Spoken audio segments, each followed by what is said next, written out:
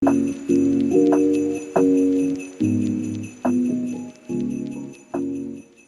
day, everyone. This is Trisha M. Dorada, and we will discuss about naturalistic tradition. So, first, we will go through general introduction. So, the main purpose of this book is to present the principal ideas and issues in the area of ethics offered by philosophers from classical to contemporary times. This is the third book in the three-volume series devoted to basic subject matters of philosophy. The first two volumes deal respectively with the philosophies of man and metaphysics. In metaphysics, certain fundamental themes relevant to all aspects of the philosophy's enterprise that were discussed. These themes centered on the basic question of what it is to be or to exist.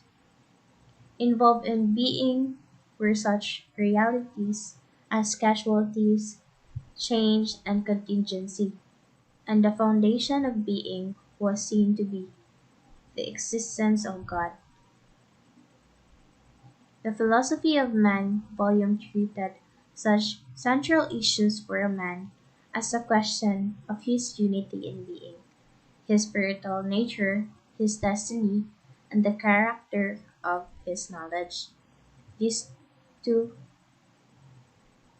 these two philosophical sciences are called speculative branches of philosophy because their main thrust is toward finding true and satisfactory answers to the questions they raise, which is what is it to be in metaphysics and what is it to be a man in philosophy of men. Although the conclusions of speculative sciences will have an indirect effect on the conduct of men, they do not immediately set themselves to determine what being should be or what man should be. In case of ethics, however, there is a practical emphasis for ethics. It is the non-speculative sciences that seeks normative principles of conduct. Ethics, of course, presupposes some principles from metaphysics and some notion of man's nature from the philosophy of man. But it is mainly concerned with what man should do, with what his action or conduct as a man should be. More fully expressed, ethics is the practical philosophical study that seeks to find some principle of order for those human actions for which we are freely responsible and over which we have rational control.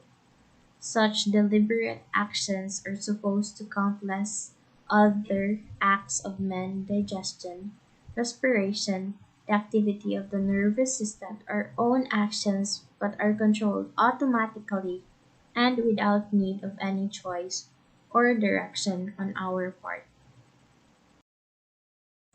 So let's go back to our main topic, which is the naturalistic tradition.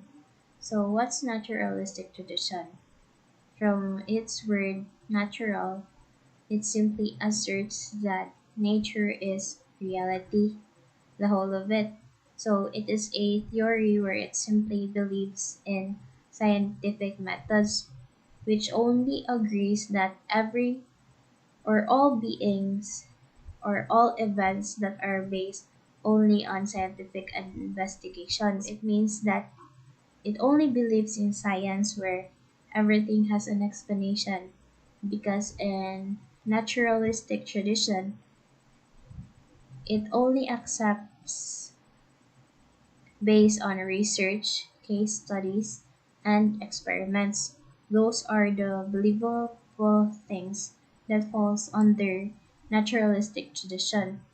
So what you've seen around you, all of it is considered a natural phenomenon, which is accepted by naturalistic tradition.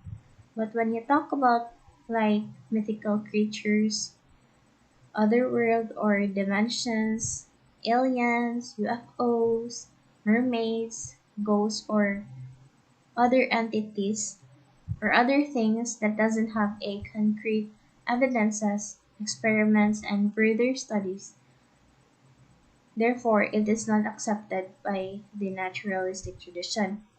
Because, as I've said, it looks only on those who have scientific explanations. So, all of the living things and non living things here on earth are considered true when it is believed universally. Therefore, if half of the population only believes in it, so it is not a naturalistic tradition.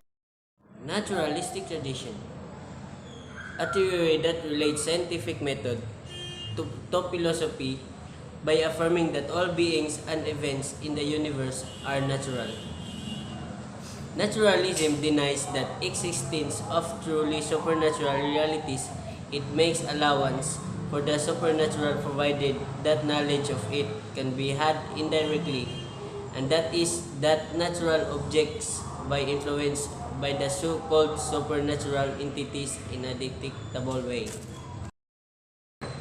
Naturalistic ethics, a moral theory that considers ethics to be as essentially empirical science of human conducts, value, and obligation. From the word empirical means precisely that the naturalistic moralist went to base his claims or relevant findings of the behavioral science. And the most famous example of the naturalistic tradition is the Charles Darwin's Origins of Species in 1859. It was established his theory of the evolution of man from the brute animal ancestors by his principle of natural selection. So, there are two greatest philosophers of our countries, John Dewey, 1859 to 1952, and George Santayana, 1863 to 1952. So, si John Dewey daygay, usa na siya sa American philosopher and educator, founder of philosophical movement known as pragmatism. So, yet theory din niya kay believe that humans being learned through a hands-on approach. Reality must be experienced. Kung unsay matuod, kung unsay tinuod, mo na naturalist. So according to George Santayana is a Spanish-born American philosopher, one of the most important thinkers of the first half of 20th century. So dugay na kayo. He also a critic, dramatist, educator, and essayist. So according to him, those who cannot remember the past are condemned to repeat it. The Life of None, 1905. Where naturalists, Dewey's naturalistic emphasis can be found in a developed form in such works as Experience and Nature, 1925. And the Quest for Certainty, 1929, Santayana's philosophy is well expressed in the Life of Reason, 5 volumes, 1905 to 05, and Cypricism and Animal Faith, 1923. Other important American naturalists include Sidney Hook, B. 1902, and Abraham Edel, B. 1908, and Ernest Nagel, B. 1901, and John Herman Randall Jr., B. 1899, and Maurice R. Cubin in 1880 to 1947. So if we say naturalist gani kay mo nang kanang something that exists kanang tinuod ba kanang nasa kalibutan. Although the naturalist stress the risk, hazards, and appearance of novelty in the universe, he agreed with the Greek and Christian philosophers who held that there are some stabilities in the world and that through the scientific method some objective knowledge of the world can be gained. What is stable for an age, however, may be outdated for another. Since in the universe and constantly evolving, the naturalists considered any Hegelian attempt to find out all the secrets of the world once and for all, an impossible endeavor. So Hegelian attempt gani kay mo na siya kanang a rational mistake, and what is needed is a return to nature. Kung unsay mabalik as object reason. So example, kanang monkeys in their natural environment, kanang mag-research ka ba kanang na sila yung mga hidden kipang taguan or something cameras or audio recording. So makakita na to kung sa tinod mao nang naturalist.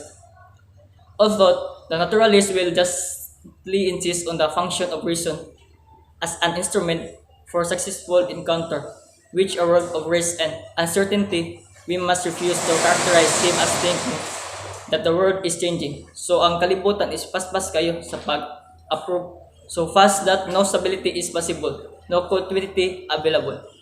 For in this tradition, the very acquisition of stability and equilibrium is the price of an reason informed by scientific method. The naturalist is no sense on irresponsible relativist. Naturalism is a philosophical doctrine which holds the belief that matter is the ultimate reality. Thus, naturalism believes that the material world is the only real world, and that it is governed by natural laws. As we can see, naturalism is directly opposed to idealism in its interpretation of reality, in the sense that idealism holds the belief that the material world is not real. For the idealists, the material world is just a copy of the real, which is beyond this world. For example, for Plato, who was considered to be the leading proponent of idealism, the true reality cannot be experienced through the senses. The true reality for Plato is the universal and eternal form that exists beyond the material world. Naturalism and realism are of kindred spirit, as both regard matter as the ultimate reality. However, they differ significantly in its interpretation of nature. In realism, there is the emphasis on a faithful representation of nature, while in naturalism, nature is viewed as a force, that is, a powerful and indifferent mechanism. Given that nature is a force, a powerful and independent mechanism, the material world for the naturalist, therefore, is being governed by a system of natural laws. Hence, for the naturalist, nature is everything. It is the whole and ultimate reality. For this reason, when the naturalist interprets the material world, he or she focuses on explanations that come from the laws of nature, rather than employing supernatural or spiritual explanations. This explains why the naturalists have high regard for actual or natural facts, situations, and realities. For this reason, the naturalists presume that, in principle, nature is completely knowable. This is because there is in nature a regularity, unity, and wholeness, which can be accessed by the human mind. According to the naturalists, without these regularity, unity, and wholeness, objective and scientific knowledge would not be possible. So hi everyone, I am Razel Lovelyn B. Panlaan and I am assigned on perspective on key issues. So in the analysis of key possessions, we will concentrate on the naturalism of John Dewey because he expressed the naturalistic temper in a classical manner. So first is value. So Dewey's perspective on value. Dewey insisted that value proceeds from the reflective analysis of the novelty presented to each generation. So man seeks to transact with nature by intelligence. He increases his own values as well as the nature by the quality of solution he brings in answer to the felt needs in his life. So, value, in a sense of good, is inherently connected with that which promotes, furthers, and assists a course of activity. And value, in the sense of right, is inherently connected with that which is needed, required, in the maintenance of course of activity. So, good is always found in a present growth in significance and activity, according to Dewey. The supreme value is attained when the intellectual mediation of challenges offered by the world is successful. The good man mediates the conflict between past knowledge and present novelty. Above all, He does not flee the problems of this world by looking to another more perfect world, for the answers must be found in this world.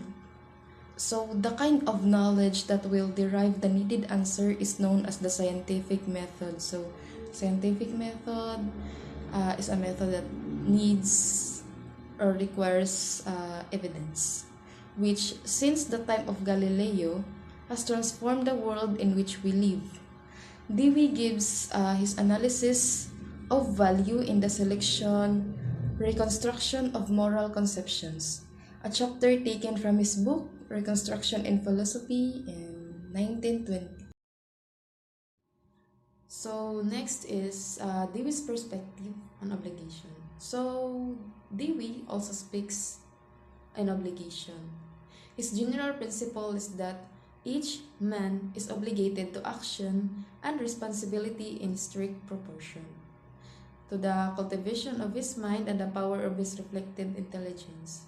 This is an echo of the Platonic theme that knowledge is virtue. Dewey stresses heavily the need for every man to grow to ever greater moral maturity and sense of obligation. He writes, "The good man is the man who, no matter how morally unworthy he has been, is moving to become better.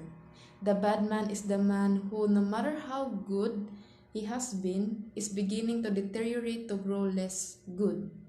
For Dewey, men are obligated to the ever-enduring process of perfecting, maturing, refining their aim in living.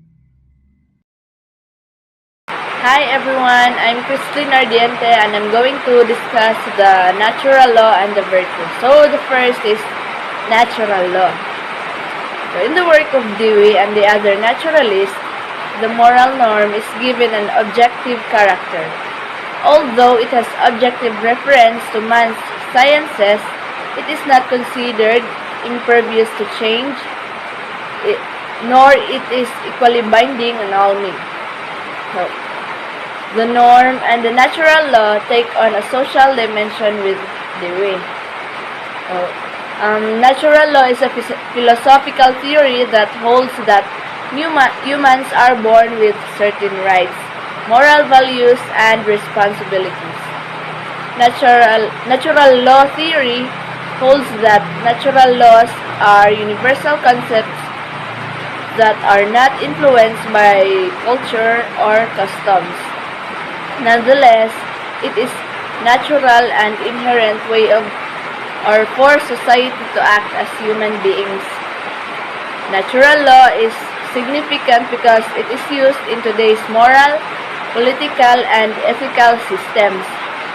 It has played an important role in the history of political and philosophical theory, and it has been used to comprehend and debate human nature. So the next one is virtue.